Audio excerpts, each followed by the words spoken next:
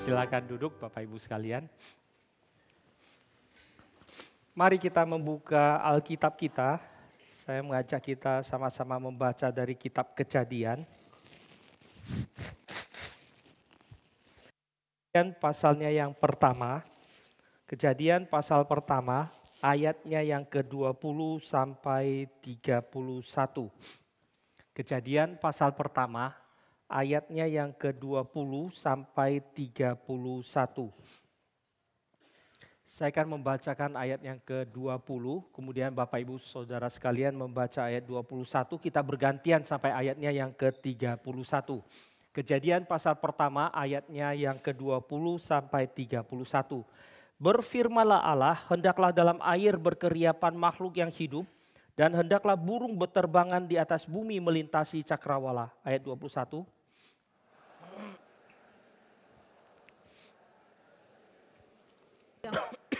Yang persiapan dalam air. Allah melihat bahwa semuanya baik. Allah memberkati semuanya itu firman-Nya. Berkembang biaklah dan bertambah banyaklah serta penuhilah air dalam laut dan hendaklah burung-burung di bumi bertambah banyak. Sudah petang dan jadi pagi, hari kelima.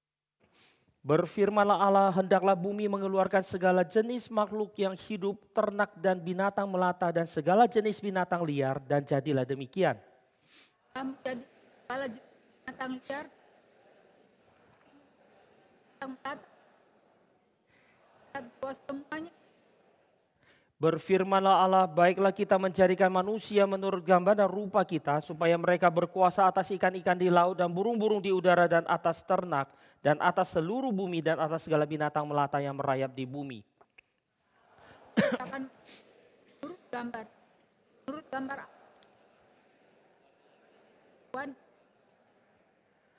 Allah memberkati mereka, lalu Allah berfirman kepada mereka, beranak cuculah dan bertambah banyak, penuhilah bumi dan taklukkanlah itu. Berkuasalah atas ikan-ikan di laut dan burung-burung di udara dan atas segala binatang yang merayap di bumi. firman kata memberikan kepadamu segala tujuannya dan segala buahnya. Tetapi kepada segala binatang di bumi dan segala burung di udara dan segala yang merayap di bumi yang bernyawa, aku berikan segala tumbuh-tumbuhan hijau menjadi makanannya. Dan jadilah demikian. Segala yang dijadikan Saya akan membacakan satu ayat lagi, yaitu dari Kejadian pasalnya yang kedua, ayatnya yang ke-8. Kejadian pasal yang kedua, ayat yang ke-8, saya akan bacakan bagi kita semua. Selanjutnya Tuhan Allah membuat taman di Eden di sebelah timur, disitulah ditempatkannya manusia yang dibentuknya itu. Mari kita berdoa sekali lagi. Kiranya Tuhan boleh menolong kami mengerti akan isi hati Tuhan. Ajarkanlah kami ya Tuhan di tengah-tengah dunia yang terus bergerak, yang bergerak makin hari makin cepat, tidak menjadikan kami terhilang di dalam hidup ini. Ajarilah kami ya Tuhan boleh melihat akan keberadaan kami di dalam rencana Tuhan, di dalam isi hati Tuhan. Agar kami boleh menjadi manusia yang sesungguhnya di tengah-tengah muka bumi ini. Berkatilah kami ya Tuhan, kasihanilah kami. Berbicaralah kepada kami ya Tuhan. Di dalam nama Tuhan Yesus kami mengucap syukur, kami berdoa dan kami memohon. Amin. Bapak Ibu sekalian, kita berada di dalam satu zaman yang sangat relatif. Segala sesuatu dilihat dengan kacamata yang relatif. Jikalau orang modern melihat sesuatu, mereka itu melihatnya itu lebih kepada hitam dan putih. Benar, salah, ini kira-kira itu lulus, tidak lulus gitu ya. Tapi kita berada di dalam satu zaman yang sangat relatif. Sehingga kita sulit sekali untuk bisa menerima ketika ada sesuatu yang dibuat clear cut gitu ya. Ada satu garis yang pasti, ini tidak boleh lewat, ini gak boleh lewat. Kita akan merasa sulit untuk menerimanya. Dan kita akan merasa sulit untuk berada di dalam kondisi seperti itu. Kita akan memberontak, Kita sulit untuk dikatakan tidak boleh begini, A ini tidak boleh, B tidak boleh. Saya kasih contoh yang sederhana. Kalau dikatakan untuk lulus satu mata kuliah misalnya saya dulu kuliah di Jerman, kami 75% gitu ya. 75%. Lulus 75%. Lalu dulu ada teman saya satu orang tuh nilainya 74, berapa gitu. Kalau dibulatkan itu 75, 74,8, 7 kira-kira seperti itu. Lalu kemudian sama dosen kami tidak diluluskan. Dia datang ke dosen lalu dia bawa kertas ujiannya gitu ya. Ini kan udah kalau dibulatkan 75 toh, 75, dibulatkan 75. Masa saya nggak lulus itu kurang sedikit sekali loh. Itu cuma berapa 0, berapa persen di antara 75% yang harus dipenuhi. Itu kan sangat sedikit. Mungkin buat orang Indonesia itu hal yang wajar. Ya udahlah lewatkan aja lah. Digenapkan di apa itu dibulatkan dilewatkan gitu ya. Dosen kami menjawab, selama angka 2 angka di depan, bukan 75, nggak usah bicara. Jadi bagi mereka selama tidak ada 75 di depan, mau di belakangnya itu mau penggenapan seperti apa, selama itu masih 74 mau 99999, tetap itu nggak lulus itu. Itu gaya berpikirnya modern gitu. Tapi bagi kita orang Indonesia mungkin lebih apa ya, lebih ke arah relatif itu lebih gampang, cincai gitu ya. Maka saya kalau ketemu dosen-dosen itu kadang-kadang pelayanan di kampus itu kesulitan mereka itu utarakan. Susah hari ini jadi dosen. Kita udah bikin 60 untuk lulus, dia 59,5 dia datang ke kita. Pak masa nggak lulus? Kita nggak luluskan, dia kayaknya merasa itu ketidakadilan. Padahal udah jelas aturannya 60%. Diluluskan 59,5 kita kalau luluskan data lagi satu ya 59. Pak lihat 59,5 lulus kenapa saya 59 nggak lulus? 59 diluluskan 58,5 datang lagi nantinya. 58,5 diluluskan 58 datang akhirnya 0 juga bisa lulus nanti turun terus itu. Ini kerelatifan yang penurunan yang kita tidak pernah sadari gitu ya. Sedikit-sedikit geser sedikit. Kayak orang buka warung gitu. Dulu depan rumah saya orang buka warung. Dari awalnya itu cuma numpang buat satu taruh barang untuk jualan gitu. Lama-lama bisa ada sedikit bangunan, lalu jadi warung, lalu tutup, lalu pintu kita cuma sisa setengah. Terus waktu kita marah dia marah. Sedikit demi sedikit dia itu mengambil wilayah kita gitu ya. Dan kerelatifan ini juga terjadi di dalam kejatuhan yang kita tidak sadari. Kita berada dalam satu zaman yang jatuh pelan-pelan tanpa kita sadari. Hari ini kita berada dalam satu zaman yang begitu relatif sampai kita sudah begitu jauh jatuhnya dan kita masih tidak menyadarinya. Dan saya ingin mengajak hari ini Bapak Ibu sekalian melihat satu konteks yang kita hari ini perlu sama-sama coba renungkan sekali lagi. Ketika Allah menciptakan dunia ini dikatakan setiap binatang itu memiliki wilayahnya, memiliki domainnya atau memiliki space-nya, memiliki tempatnya, ruang mereka berhidup atau berkembang biak. Tuhan mengatakan ada binatang yang bersayap, burung yang bersayap itu mereka itu di udara, terbang di udara. Ada ikan di laut yang ada di dalam air. Kemudian di hari ke-6 Tuhan menciptakan binatang darat yang di darat yang tidak bisa terbang, tidak bisa masuk air. Mereka masing-masing memiliki space-nya, memiliki ruang tempat mereka hidup. Demikian juga manusia dikatakan di hari ke-6 diciptakan kemudian di atas muka bumi ini. Di atas muka bumi ini manusia itu diciptakan. Tetapi kalau kita mau perhatikan bahwa manusia tidak pernah dikatakan merayap di darat atau terbang di udara atau berenang di dalam laut, di air gitu ya. Manusia ini dikatakan diciptakan sebagai manusia gambar rupa Allah yang akan menguasai ikan di laut, burung di udara, dan atas ternak dan seluruh bumi yang melata dan segala binatang melata yang merayap di bumi. Artinya manusia sendiri punya space yang lebih luas, yaitu dia walaupun berada di atas muka bumi, di darat, manusia tidak bisa hidup dalam air, tapi dia memiliki domainnya itu luas, dari air, darat sampai ke udara, dia bisa kuasai. Berbeda dengan ikan yang tidak pernah bisa di darat gitu ya, tidak bisa di darat, dia tidak bisa hidup lama di darat. Beberapa hari yang lalu Jakarta Barat hujan deras, lalu di Fires itu airnya itu tergenang sebentar. Besok pagi kami datang, di parkiran itu ada seekor ikan gabus. Nggak tahu dari mana, pasti dari got itu muncul gitu ya. Mungkin ada yang belanja terus ikannya jatuh keluar. Tapi itu masih hidup itu. Tadinya pikir udah mati, terus lihat-lihat begitu mau dipegang ikannya memberontak. Terus loh masih hidup. Terus kami terus bertanya-tanya udah berapa lama dia di darat itu, berapa lama. Akhirnya diangkat taruh di dalam gentong air bersih tentu saja. Karena dia kotor gitu ya, dicuci terus masukin air ikannya. Nggak lama kemudian mati dia. Akhirnya kami tahu ikan gabus tidak hidup di air bersih. Salah domain, maka di darat dia malahan bisa bertahan lebih lama. Di air bersih mati dia, sebentar aja mati itu.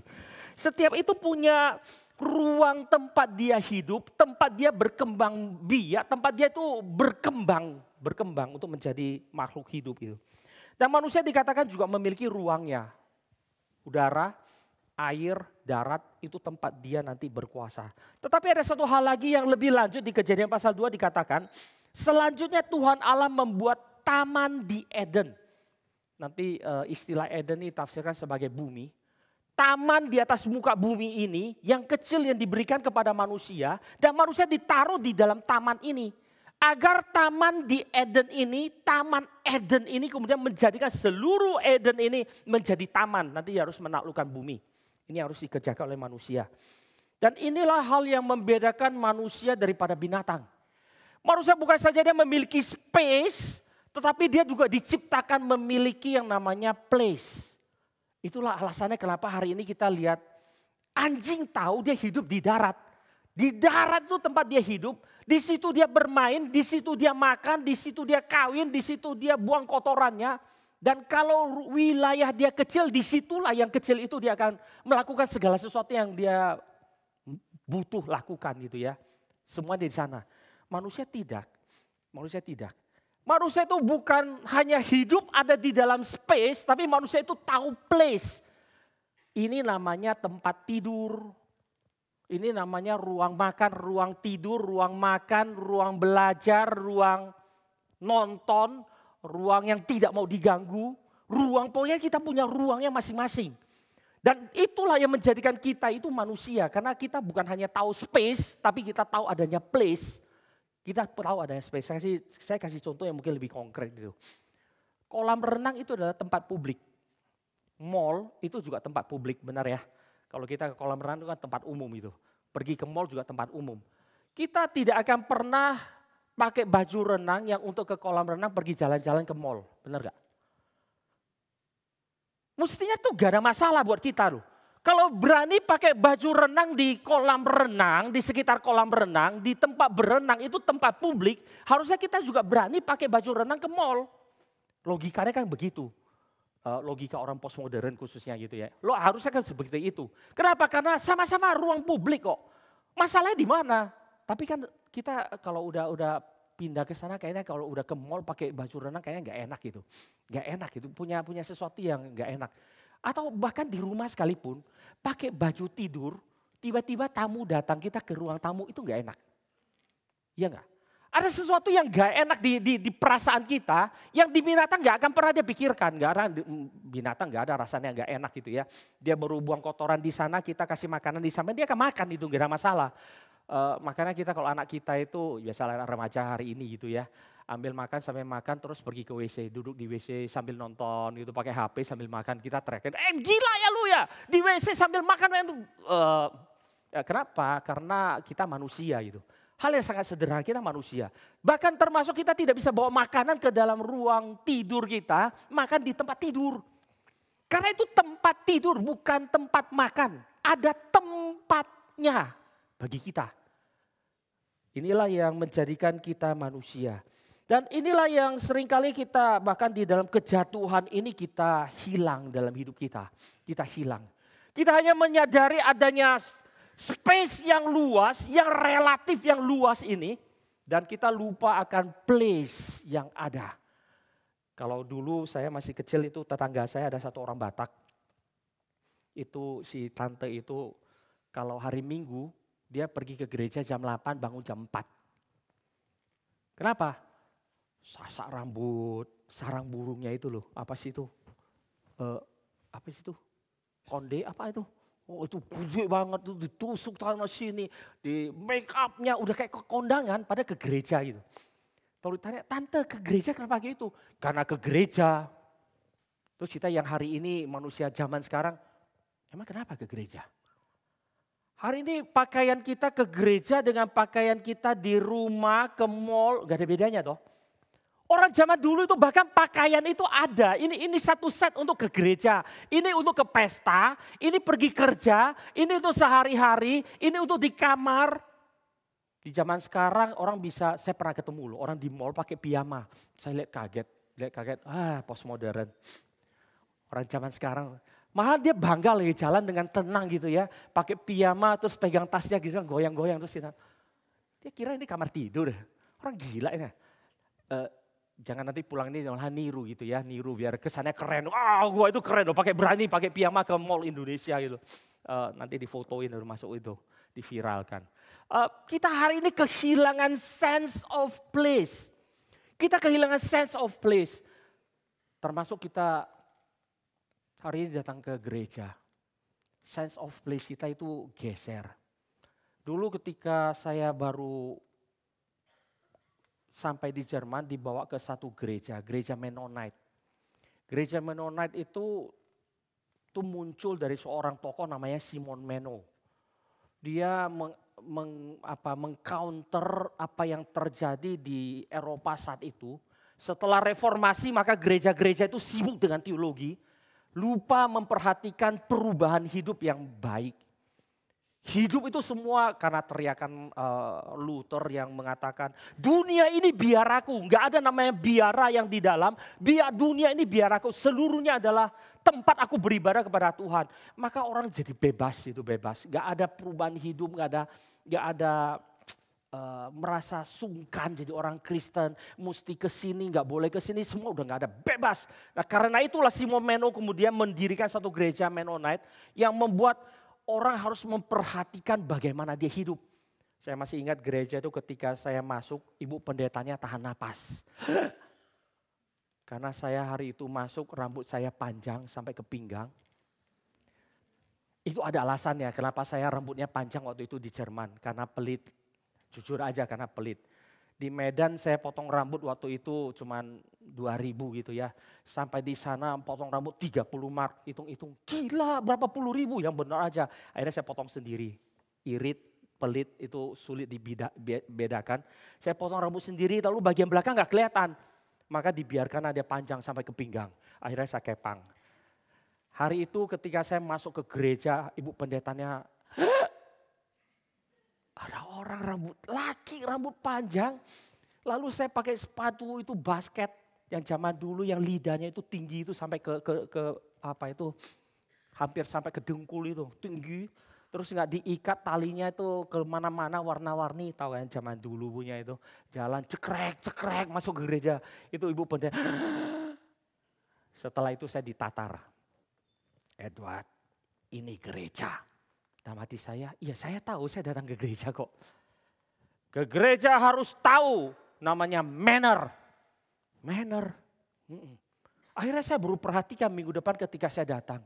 Semua orang yang datang ke gereja itu duduk tegak, hadap di depan, kakinya tertutup. Alkitab taruh di paha, tangannya bersalib gitu di atas Alkitab. Seragam, saya lihat kiri kanan. Wow. Ini gereja. Tapi kita hari ini kan sudah nggak ada gitu ya. Sampai satu kali saya nggak sadar, kok duduk agak kelamaan kita kan pegel itu. Saya angkat kaki saya, taruh di itu, biasa kan. Taruh, orang sebelah saya, kaki. Saya turunin lagi, emang kenapa dengan kaki diangkat? Setelah selesai saya tanya, gereja nggak boleh angkat kaki ya? Ini gereja, dia nggak jawab boleh nggak? Ini gereja. Bayangkan ya, itu satu gereja dengan pendeta Billy. Dulu kami masih mahasiswa. Selesai ibadah, semua orang pulang, Billy langsung ke pianonya. Ting, ting, ting. Tahu kan, Billy kalau udah lihat piano kan dia itu sakau. Langsung duduk di piano. Terus kami di sampingnya nyanyi. Wah, ketawa-ketawa. Ibu pendetanya turun. Ini gereja. Saya percaya hal seperti ini jauh dari kita yang ada dalam generasi sekarang, apalagi anak muda dan remaja gitu ya, jauh. Kita kehilangan satu sense of place. Kita kehilangan sense of place. Kita hanya tahu saya datang ke gereja. Gereja ini di dalam konteks nanti space yang umum. Saya tahu saya datang ke gereja tapi saya tidak punya sense of place. Kita datang duduk, ya udah. Apa bedanya coba kita bayangkan. Kita datang hari ini duduk beribadah di hadapan Tuhan. Dengan nanti kita pulang sampai rumah. Mungkin sambil nonton TV duduknya itu apa bedanya? Mungkin gak ada bedanya antara duduk di sini dan duduk di sana. Duduk di sini dengan cuma perasaan, oh saya datang absen sama Tuhan. Di sana absen sama diri sendiri. Apa bedanya ketika saya berada di sini dengan ada di rumah dengan duduk di tempat yang lain?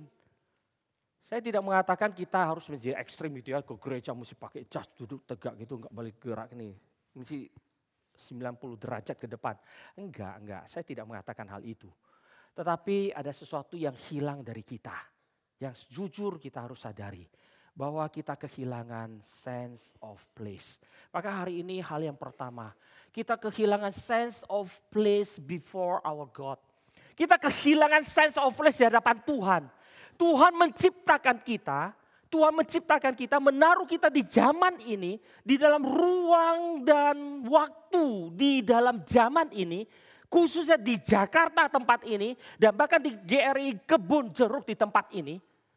Kita datang ke gereja dengan kita hari ini ibadat tempat ini, dengan mungkin minggu depan ibadah di GRI Pusat, atau minggu depan lagi ke GRI yang mana, atau gereja yang mana, bagi kita dalam perasaan kita gak ada bedanya. Karena kita hanya memiliki sense of space. Saya hanya memiliki kesadaran akan saya ke gereja. Gereja yang umum, sangat umum. Saya hanya hari Minggu datang ke gereja. Gereja mana? Enggak terlalu penting. Dan bahkan gereja ini tidak penting di dalam seluruh kaitan tatanan hidup saya. Dia bukan satu tempat yang penting di mana saya harus datang dengan satu rasa takut dan gentar di hadapan Tuhan. Tuhan mengajarkan orang Israel ketika mereka mau datang beribadah ke hadapan Tuhan. Ketika mereka mau menghadap Tuhan di dalam hari pendamaian. Hari Yom Kippur. Hanya satu kalinya dalam sepanjang tahun. Mereka boleh masuk di belakang tabir berhadap Tuhan. Untuk menghadap Tuhan di hari itu. Sepanjang tahun mereka harus mengingat beribadah kepada Tuhan. 3 kali sehari. Dan Sabat tidak boleh dilewatkan. Dan sepanjang hari ketika mereka tiap minggu menjalankannya. Sambil mengingat hari Yom Kippur sisa berapa minggu. Yom Kippur sisa berapa minggu. Kenapa? Karena dia harus mempersiapkan diri menghadap Yom Kippur. Dengan domba-domba terbaiknya.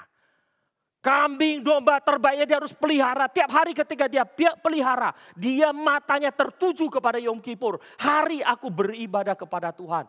Itulah satu tempat yang begitu khusus.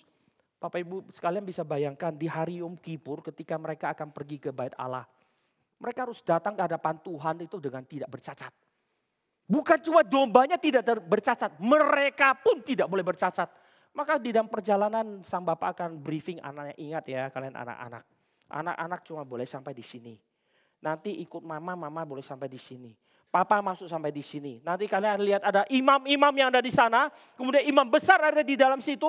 Dan imam besar ada satu yang masuk ke dalam sana. Kalian perhatikan baik-baik. Ini namanya ibadah. Nah ketika mungkin bapak ini lagi briefing anaknya lagi ngomong. Tiba-tiba dia itu gak hati-hati. Keinjak ke lubang. Cekrek. Kaki dia itu terkilir. Di dalam perjalanan ke Bait Allah. Apa yang terjadi? Dia harus pulang. Dia terkilir tidak layak datang menghadap Tuhan. Dia harus pulang. Dan apa yang dia lakukan di rumah dia akan mencabut jenggotnya. Mencabut rambutnya. Dia akan membuka baju dia taruh abu di atas kepalanya. Dia berkabung. Karena itu adalah place yang dirindukan. Itu adalah tempat yang begitu sakral yang dirindukan. Yang dia sudah persiapkan sepanjang tahun. Dan Tuhan ajarkan. This is not the place like the others. Ini bukan tempat seperti yang lain. Yang kalau kita mau datang kayak keluar dari rumah, mau kemana? Bonjar aja deh, bonjar.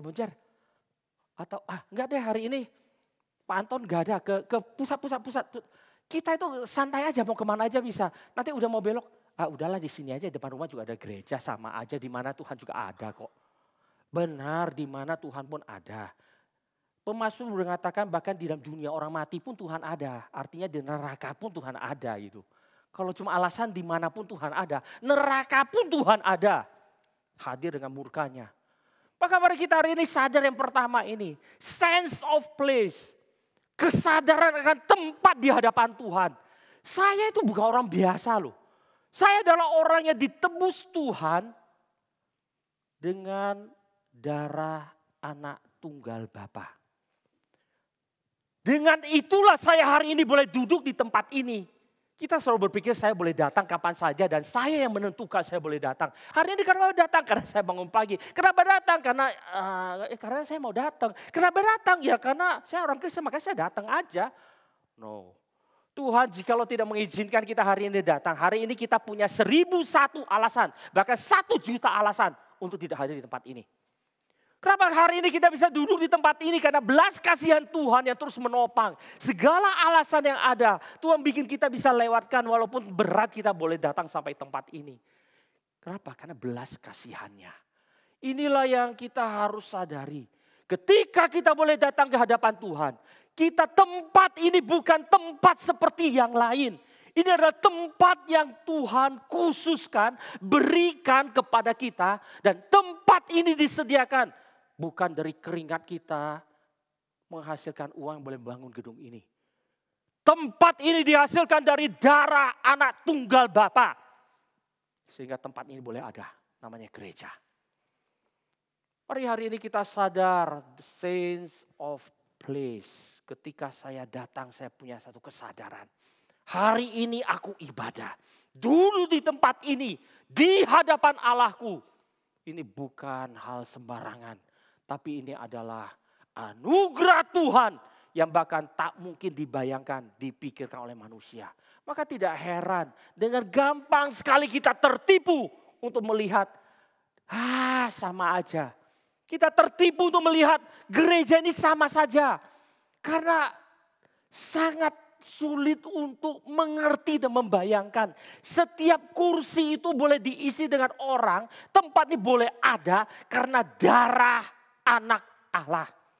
Jikalau darah anak Allah tidak pernah dicurahkan, tidak ada gereja, tidak ada tempat seperti ini. Tidak ada orang yang rela nanti bekerja keras untuk membangun gereja ini. Saya mau tanya siapa yang rela kerja keras banting tulang, bangun rumah kasih orang lain? Gak ada. Apa yang mau kerjakan nak? Aku mau sekolah baik-baik. Buat apa? Satu hari supaya sukses. Buat apa nak? Supaya aku nanti punya uang banyak. Aku bisa bangun rumah banyak-banyak. Bagi ke semua orang boleh duduk, boleh tinggal di dalamnya. Boleh lakukan apa saja. Terus rumah itu punya siapa? Punya orang lain, bukan punyaku. Ada orang segila itu kah? Gak kebayang. Hal ini hanya bisa terjadi di dalam darah Kristus yang telah dicurahkan. Yet hari ini kita dengan begitu gampangnya kita relatifkan tempat ini. Apa bedanya tempat ini sama rumah saya? Gak ada. Apa beda rumah ini, tempat ini dengan bioskop? Gak ada. Apa bedanya tempat ini dengan tempat yang lain? Tidak ada. Maka sikap kita datang beribadah sama dengan yang lain sama saja. Mari kita bertobat di hadapan Tuhan. Dengan penuh kesadaran. The sense of place. Inilah yang menjadikan kita manusia. Gak ada binatang yang bisa menyadari hal ini. Gak ada binatang yang tahu kalau lewat depan gereja. Gereja loh. Manusia aja tahu lewat depan masjid itu gak boleh klakson. Anjing tetap menggonggong. Iya kan, dekat rumah saya itu ada masjid. Dekat rumah saya ada orang Batak, pasti piara anjing.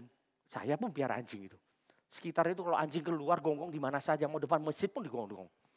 Manusia itu tahu tempat, tahu namanya sakral.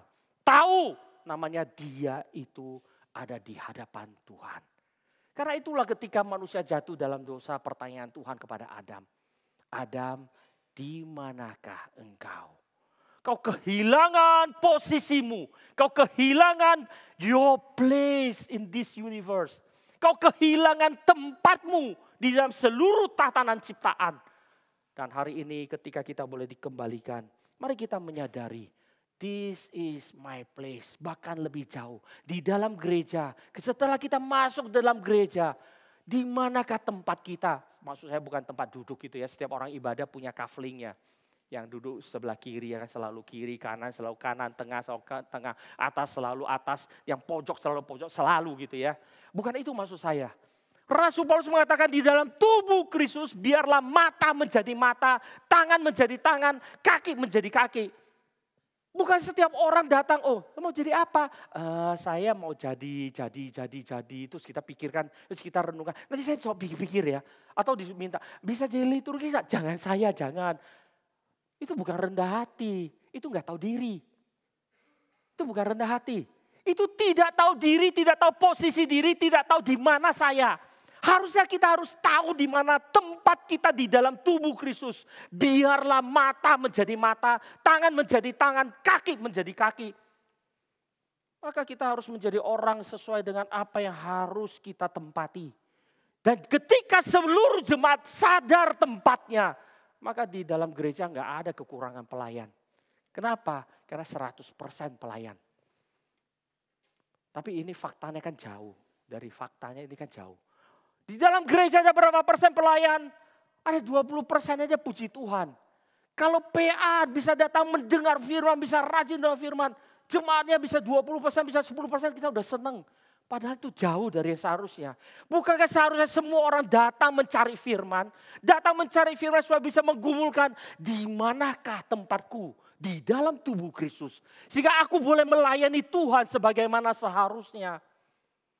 Dan gereja bukan tempat berkarir.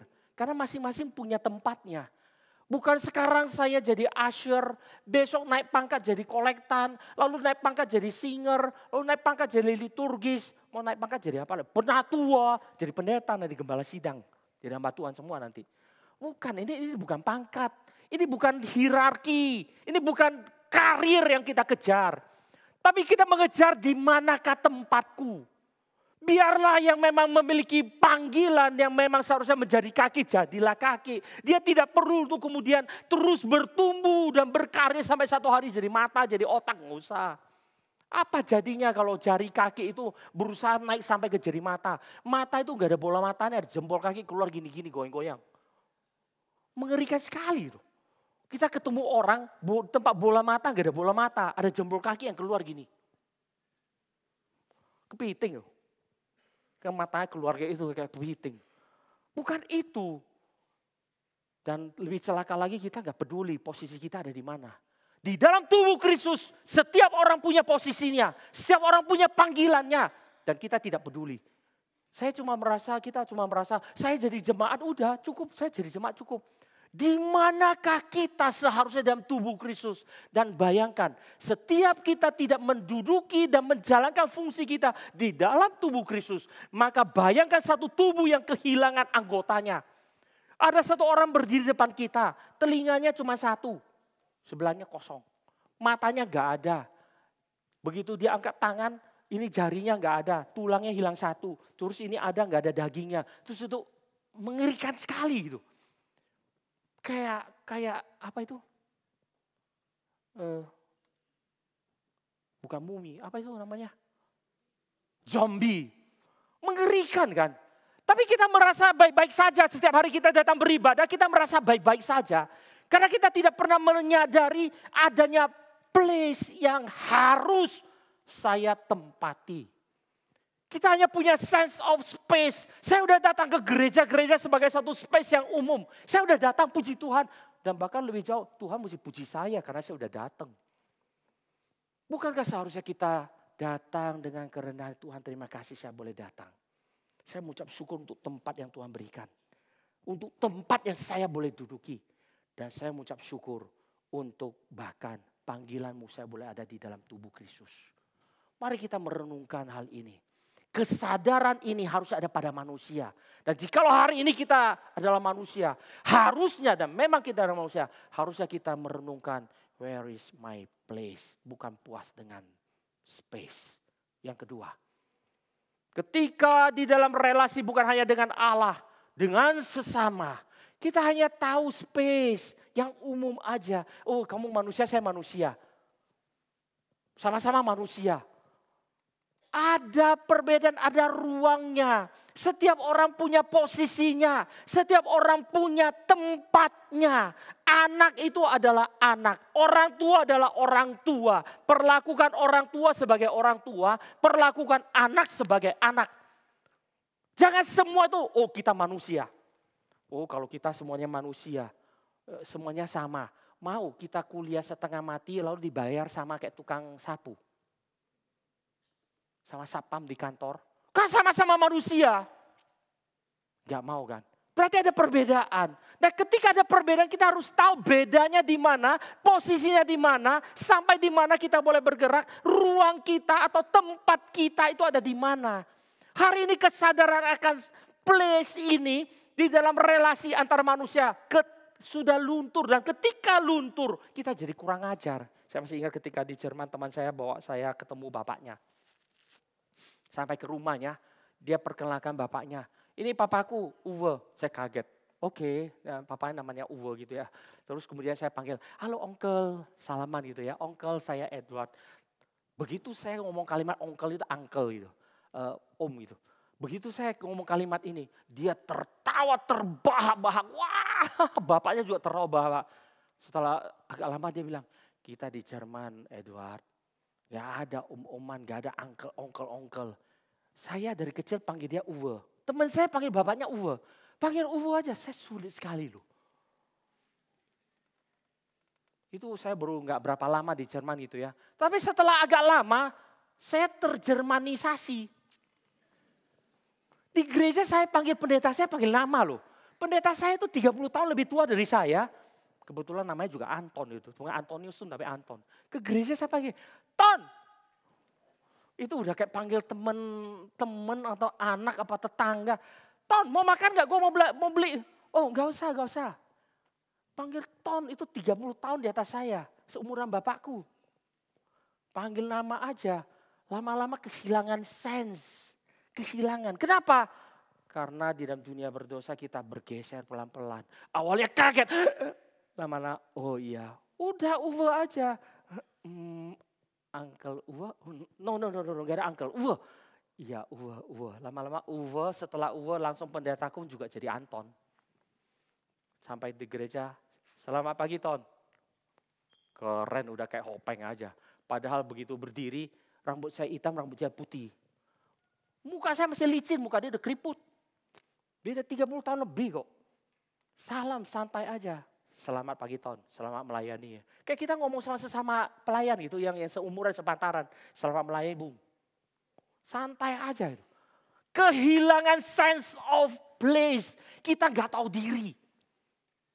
Di satu sisi ada satu hal yang baik. Menghargai semua orang sama sebagai manusia. Tapi hanya tahu sama aja tidak tahu bedanya rusak. Kita rusak. Kita harus tahu sama sesama manusia itu sama. Tapi ada bedanya. Sama-sama manusia tapi ada bedanya. Laki dan perempuan itu sama tapi ada ordonya. Bukan subordinasi tapi ordo.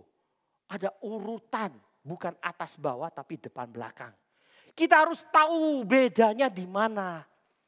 Saya masih ingat satu kali di depan saya di bus. Satu anak umur 2 tahun tanya papanya. Fatih, maksudnya papa gitu ya. Pak, kenapa bus bisa jalan? Terus papanya jelasin gini loh. Ini kan bus ini ada mesinnya. Mesinnya itu dikasih bensin. Nah bensin itu masuk ke dalam, dibakar, lalu ada dorongan. Kan bakar kan panas nih, didorong. Maka dalamnya ada namanya piston.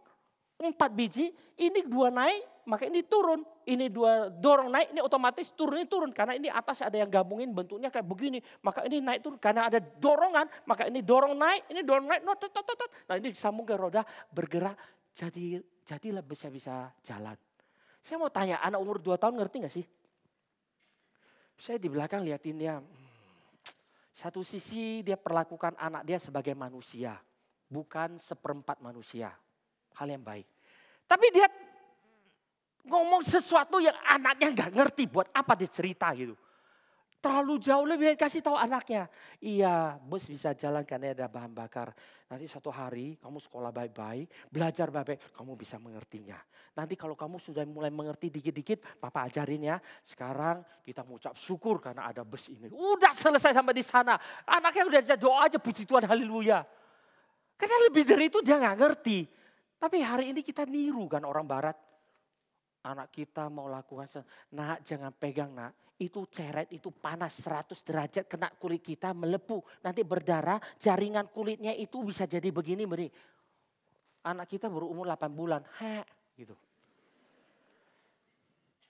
Yang harus kita ajarin, kita nggak ngajarin. Yang kita harusnya tidak ngajarin, belum ngajarin. Kita ngajarin. Kita relatifkan umurnya. Kita anggap umurnya itu enggak ada. Kita cuma tahu samanya sama-sama manusia. Tapi kita lupa beda umur, beda kelas, beda kemampuan. Kalau hari ini saya khotbah, menganggap Bapak Ibu sekalian sama-sama orang Kristen. Saya khotbah memakai teologi reform dengan bahasa-bahasa, istilah-istilah Latin yang kami pelajari di STT. Apa jadinya? Nangkep loh. Kan gak cocok, itu namanya gak nyampe itu. Menjelaskan sesuatu gunanya untuk yang dijelaskan itu dimengerti oleh yang mendengar. Tapi ini jelasin panjang lebar itu nggak ngerti. Buat apa? Kita hari ini di dalam pendidikan anak, saya seringkali itu ya. Ada satu saudara, waktu dia punya anak saya kasih tahu, ingat ya ini pengalaman hidup saya nih. Dan pengalaman saya bergumul dengan firman, pendidikan dan anak dan seterusnya. Ingat umur sebelum 1 tahun yang paling penting dipelajari oleh anak cuma satu kata. No. Anak zaman sekarang gak ada kata no, gak boleh bilang no. Nanti dia itu depresi, dia itu takut, dia jadi minder. Saya dari kecil di no-in, digaplokin gak pernah minder. Berontaknya makin jadi-jadi. Apa namanya minder? Itu di dalam bertumbuh bersama. Memperlakukan manusia sebagai manusia sebagaimana dia seharusnya, itu penting. Saya bilang kasih no, terus saudara saya bilang jangan kok, nanti dia tertekan jiwanya, dia gak bisa bertumbuh. Saya bilang kapan lu pernah lihat gue tertekan? Gue neken orang lain iya, gue gak pernah tertekan. Dia harus belajar no di dalam umur 1 tahun. Karena disitulah dia belajar untuk mengerem dirinya, dia tidak tahu ngerem. Saya cerita, saya waktu belajar mobil, baru masuk mobil. Yang instruktur saya langsung ngomong, Mas tahu gak? Dari kopling, rem, gas, mana paling penting? Saya pikir. Belum jawab, dia jawab. Rem. Ingat baik-baik, rem. Mobil bisa rem, gak bisa jalan, ngeblok, paling mentok kita panggil tukang bengkel. Mobil kalau udah bisa gas, gak bisa ngerem, siap-siap ada yang mati. Kalau gak bapak, ya yang lain gitu. Di mobil paling penting rem. Oh iya benar juga ya. Akhirnya saya kasih tahu saudara saya itu, dia jangan kok, anak gue gak kayak lulus dasar Hitler. Nah, lulusan Jerman dibilang Hitler dasar, kasar, bengis. Akhirnya satu kali dia itu lagi tuang makanan dari termos itu kasih anaknya. Sambil dia makan suruh anak, tunggu ya mama lagi tuang gini, dia taruh itu. Begitu mau ngambil, anak mau ngambil termos, jangan panas nak, jangan. Ini aduh mama lagi repot, ini makan tuh panas, pelan-pelan mama tiup dulu ya. Terus dia sambil ngomong dengan begitu, dengan penuh cinta kasih, anaknya masukin tangannya ke dalam termos dengan bubur yang panas. Prek, kebakar grade 3. Bubur itu kalau lagi panas gak ada ampunnya loh. Crack. Membuktikan termosnya bagus sih. Dari mendidih masih mendidih. Anaknya itu teriak sampai gak ada suara. Gak ada bunyi ya nangisnya. Mulai hari itu dia sadar. No itu penting. Maka Alkitab mulai dengan perjanjian lama. Jangan. Supaya kamu jangan kebablasan. Untuk menjadi dasar relasi kita. Jangan kelewatan. Ada batasnya, ada tempatnya, ada ruangnya. Hari ini kita membongkar seluruh tempat menjadi ruang. Saya ribut sama istri saya, tulisnya di Facebook seluruh dunia tahu. Nanti malam kita udah baikan sama istri kita, gampang lah ya beli bunga dikit kasih. Udah baikan, seluruh dunia masih menceritakan kita ribut. Misplace, salah tempat. Kita teriakin sesuatu yang tidak pada tempatnya dalam relasi kita. Dan kita merasa, yang penting saya benar, yang penting saya benar. Benar itu ada tempatnya. Benar pun harus tahu bagaimana dan di mana menyatakannya. Saya ketika kerja di Jerman satu kali, saya kerja di bagian QC gitu ya, di Osram itu di QC. Saya cuma salah satu stafnya untuk menganalisis data yang ada. Lalu produksi lampunya itu rusak banyak, jatuh itu banyak yang rusak gitu. Sampai CEO-nya dari Munchen datang, rapat besar. Karena itu waktu itu lampu proyektor itu masih mahal sekali, high tech, mahal sekali. Itu CEO sampai datang. Lalu yang mengembangkan lampu menyalakan yang produksi menyalakan yang membuat, yang develop. Dua-dua saling menyalakan. Akhirnya mereka itu ya cerita Samkok itu kembali terjadi gitu ya. The Three Kingdom. Akhirnya setelah ribut duanya bergabung melawan QC yang salah analisis. Wow, kok jadi kami yang salah? Kami cuma ngambil data menyatakan fakta, kok kami yang salah gitu ya. Akhirnya CEO-nya nggak tahu gimana juga menyalahkan kami. Saya langsung berdiri ambil map. Ini hasil analisis setebal gini map. Saya lempar depan dia. Bam, baca dulu baru ngomong. Saya mau tanya di Indonesia berani nggak? Berani kalau udah mau dipecat. Di Jerman kayak gitu. Saya kalau benar saya nggak peduli, saya tabrak siapapun. Baca dulu, jangan sembarang ngomong.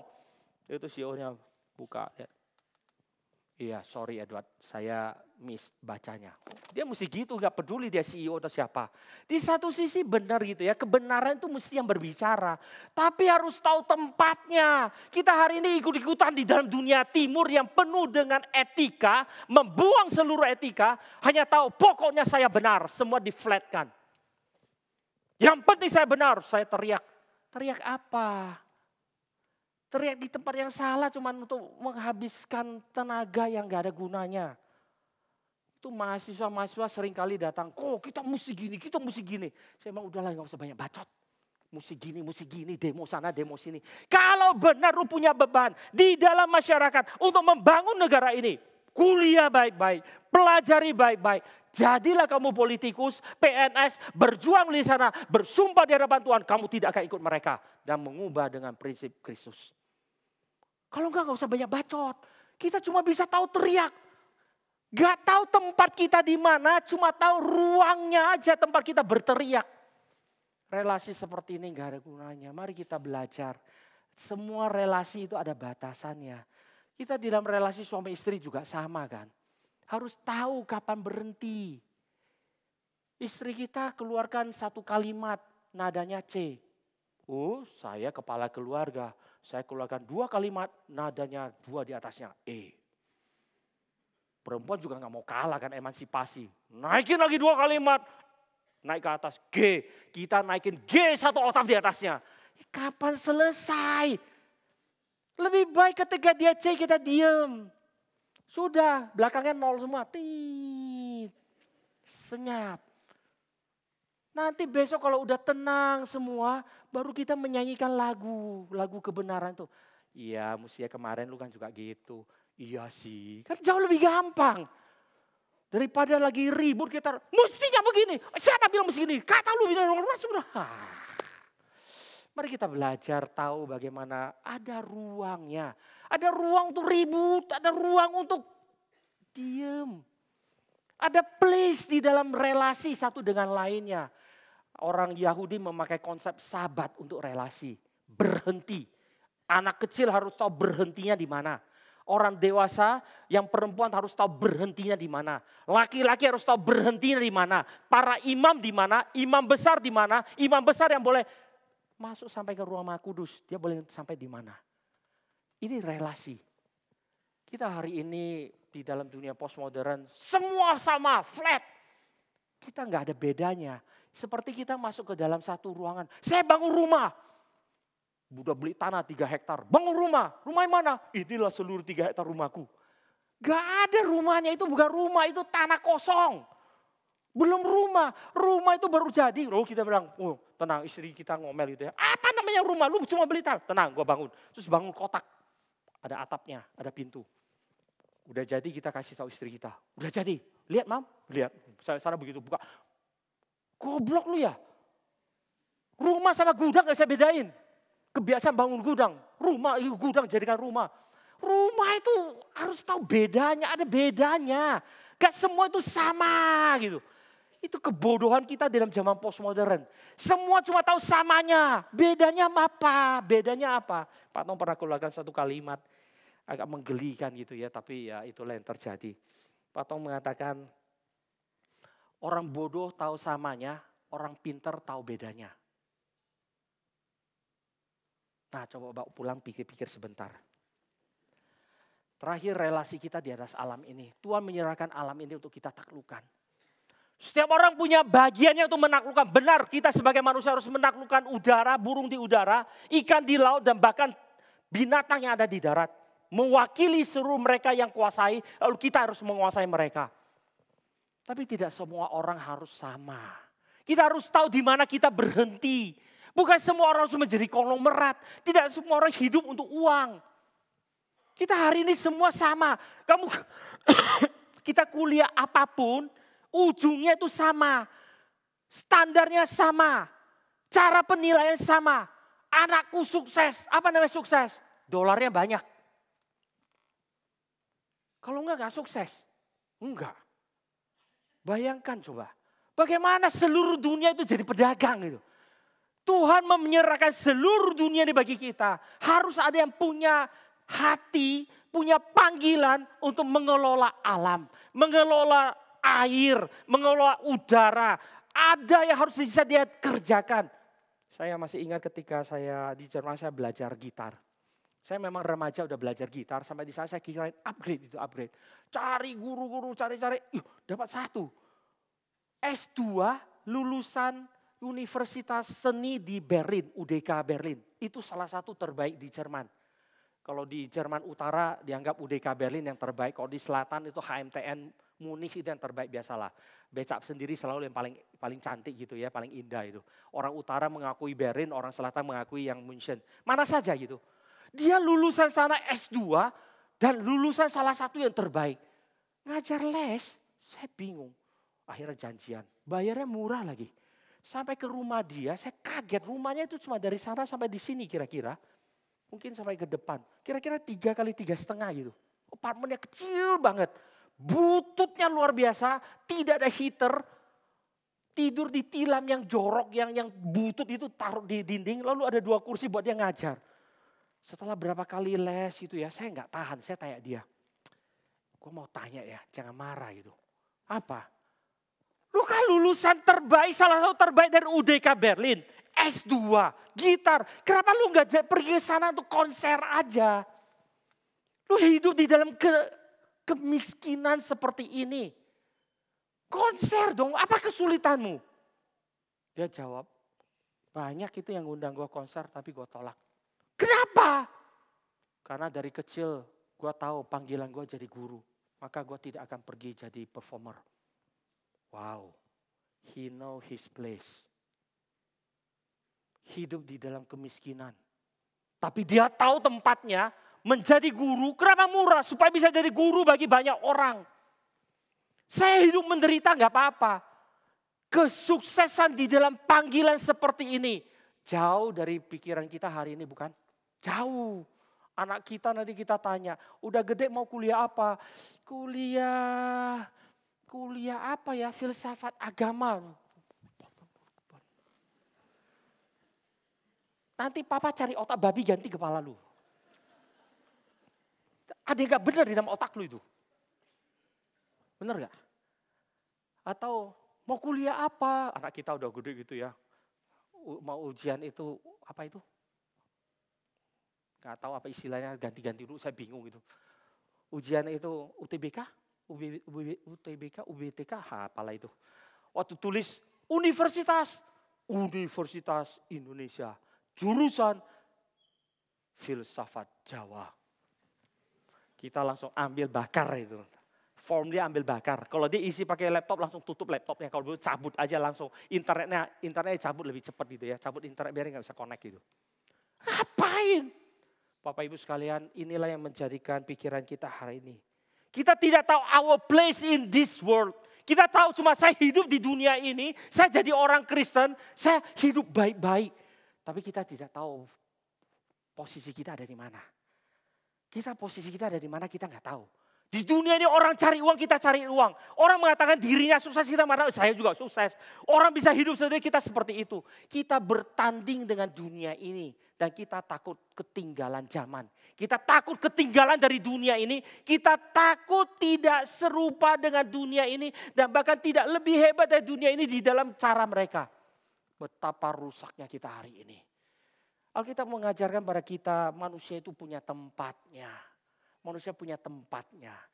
Adam ditanya, di manakah engkau? Di manakah engkau? Apa yang dia salah lakukan? Cuma satu buah yang dia salah makan. Mungkin cuma satu suap dia gigit. Coba aja loh. Habis coba dia bilang sama istrinya, biasa aja, B aja. Sama yang lain gak ada bedanya. Apa hebatnya? Terus istrinya bilang, ya emang iya. Tapi Tuhan tanya, di manakah engkau? Karena dia diciptakan, ditaruh di Taman Eden bukan untuk makan buah itu. Kenapa dia makan? Kita hari ini merasa seluruh dunia itu sama.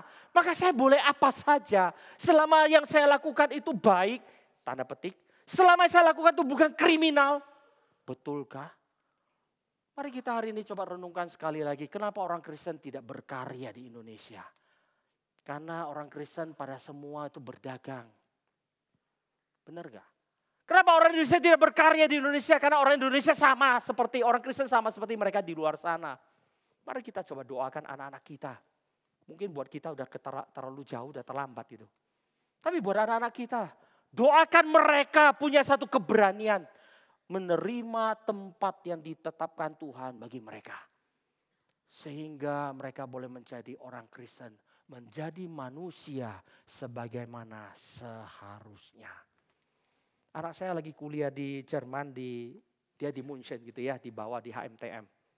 Saya tanya dia, Ying, nanti kalau udah lulus biola pulang ya. Enggak, Pak, ngapain? Indonesia enggak ada orkestra yang baik, enggak ada program itu yang baik. Dia di sana itu tiap minggu bisa lihat orkestra itu, setiap minggu itu ada konser, bahkan bisa sold out dan seterusnya gitu ya. Bahkan dia cari job pun enggak susah.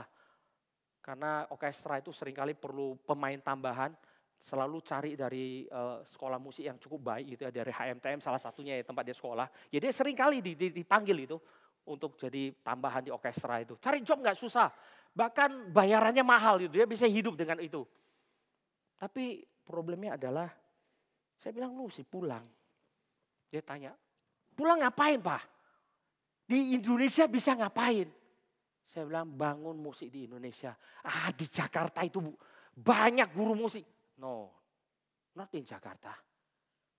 Di daerah banyak tempat sulit mendapat guru musik yang baik. GRI Medan punya ensemble. Muridnya mainnya kurang baik, itu pemainnya kurang baik. Saya itu sensitif sekali telinga saya. Sensitif, kalau mainnya itu agak miring itu saya susah gitu ya. Itu mau teriak nggak boleh, mesti tahu tempat kan, nggak boleh teriak, tapi nggak teriak kayaknya, akhirnya teriak dalam hati, gitu, no gitu, agak susah gitu ya. Tapi susah untuk menyalahkan mereka, kenapa? Mau cari guru yang baik di Medan nggak ada, beneran literally tidak ada. Maka saya bilang pulang, Indonesia terlalu besar. Tapi dengan mengatakan demikian, saya ingat guru gitar saya. Mau kita sekolahkan anak kita jauh-jauh ke Jerman, sekolah setengah mati, beneran literally setengah mati, dia latihan setiap malam tuh sampai jam 2 baru pulang. Jam 2 di sana, jam 7 di sini. Jadi jam 7 di sini kami WA dia, Ying lu udah pulang belum? On the way, hati-hati ya, kadang-kadang kami suruh, udah video call aja, saya video call sampai dia jalan. Walaupun tinggalnya sebelah-sebelahan, jalan kaki 3-5 menit, tapi jam 2 pagi loh, anak perempuan. Kadang-kadang khawatir kita. Tapi dia kalau nggak latihan sampai jam 2 malam nggak bisa. Terlalu sulit untuk kuliah di sana. Setelah sulit-sulit gitu selesai pulang, pergilah Ying. Kemana Pak? Ke atas Gunung Jaya Wijaya. Ajarlah orang di sana bermain biola yang baik. Bapak Ibu sekalian, mari kita coba renungkan sekali lagi gitu ya.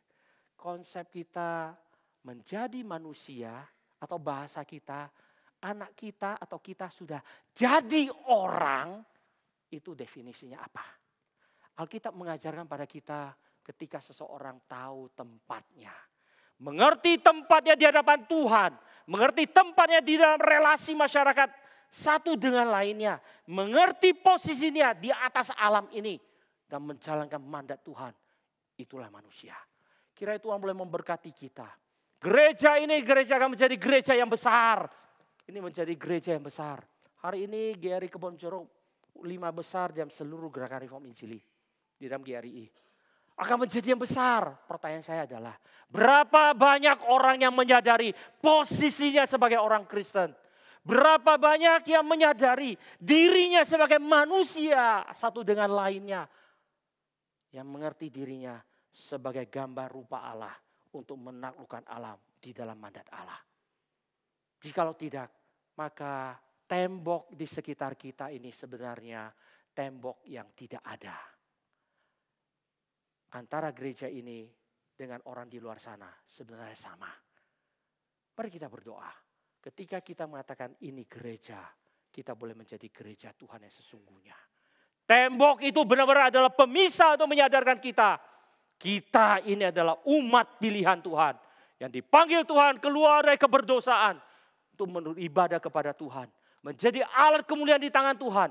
Menyatakan kebesaran Tuhan. Di tengah-tengah dunia di mana Tuhan mengutus kita. Kiranya Tuhan sekali lagi boleh memberkati setiap dari kita. Mari kita berdoa. Kasihanilah kami ya Tuhan. Kami orang-orang bodoh. Kami dengan terlalu gampang menyerahkan nyawa kami, umur kami, waktu kami yang paling berharga. Untuk menukarkan dengan banyak hal yang mungkin menyenangkan kami sesaat. Yang kami tahu tidak ada gunanya. Tolong kami ya Tuhan di dalam kebodohan kami ini. Tuhan boleh menyadarkan kami hari ini.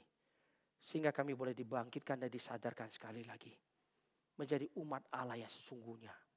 Mampu mengapresiasi tempat di mana kami hari ini boleh duduk. Sebagaimana seharusnya. Di dalam nilai yang sesungguhnya. Yaitu nilai dari darah anak tunggal Allah. Dan kami boleh mengapresiasi diri kami hari ini. Antar sesama kami. Antar saudara seiman. Dengan benar sehingga kami boleh menjadi berkat bagi mereka yang lain. Dan mereka jadi berkat bagi kami. Dan kami juga boleh menjadi saluran berkat-Mu. Keturunan Abraham yang akan membawa berkat bagi seluruh dunia. Di tengah-tengah dunia ini.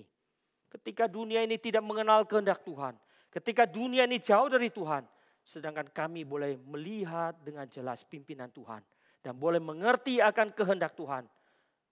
Biarlah kami boleh dengan penuh kerelaan. Menerima panggilan Tuhan, kehendak Tuhan. Boleh memimpin zaman ini. Memimpin dunia ini. Melihat akan kebaikan Tuhan. Dan melihat kebesaran Tuhan. Pakai kami ya Tuhan, kasihanilah kami. Jangan biarkan kami hidup dalam kebodohan. Jangan biarkan kami hidup di dalam kerelatifan dan ketiadaan makna. Bangkitkan kami ya Tuhan.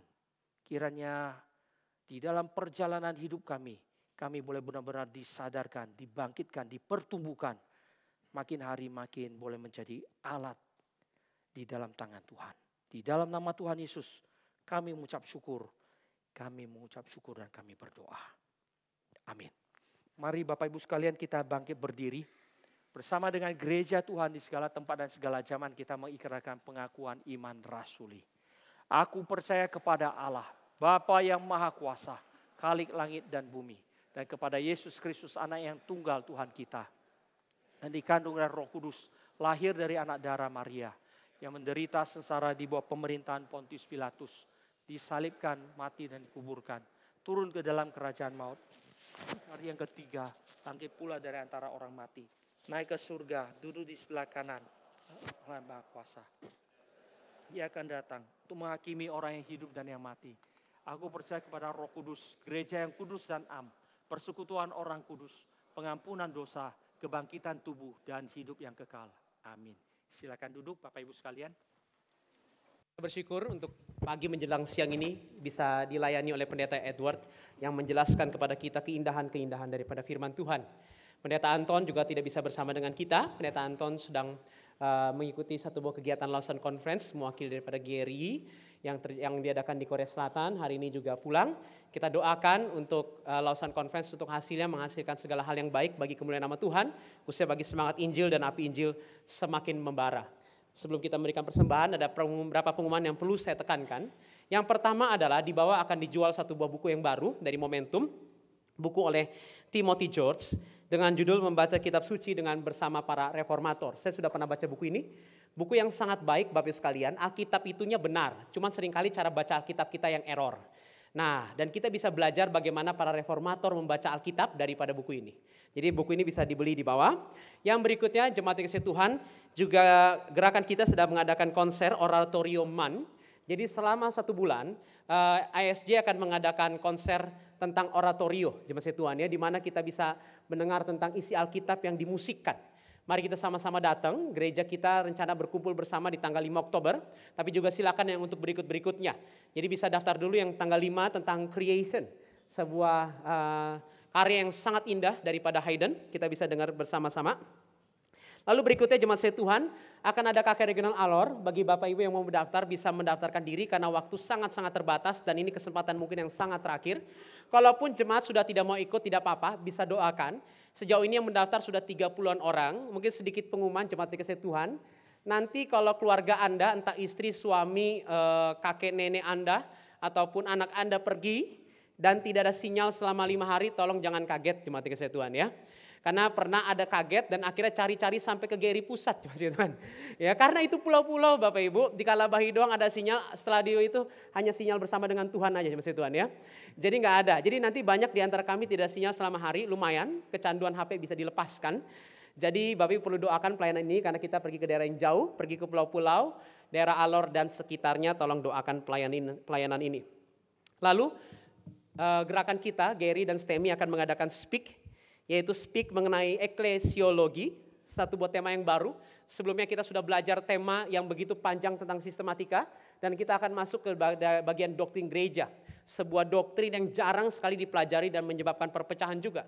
Sangat penting bagi sekalian, mari kita datang belajar bersama-sama tentang gereja Tuhan di dalam acara speak. Untuk tanggal pendaftaran bisa dilihat di slide dan bisa lihat juga di sosial media. Itu saja pengumuman yang perlu ditekankan.